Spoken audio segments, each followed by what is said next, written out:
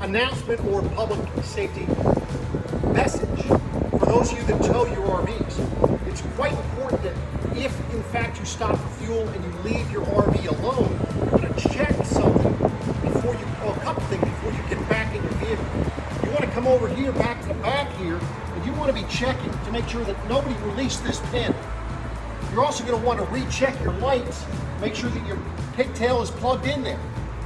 Now, if you stop overnight at a hotel or so forth, and you're traveling, maybe you're not going to be staying in the RV, disconnect that pigtail. That way there, in the event that you left something 12 volt on in your camper, it's not going to discharge your battery. Now, for those of you that have a battery disconnect, you won't have to do that. Let me show you what I'm talking about. So typically up in the front, what you have up in this area here, this is a battery disconnect. Now, so it's shut off.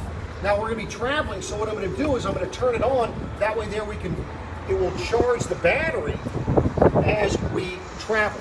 Now, if you're traveling by yourself in your RV, and you want to make sure your lights work, what you do is turn your headlights on, turn your flashers on, and then let's check the back to show what we're talking about.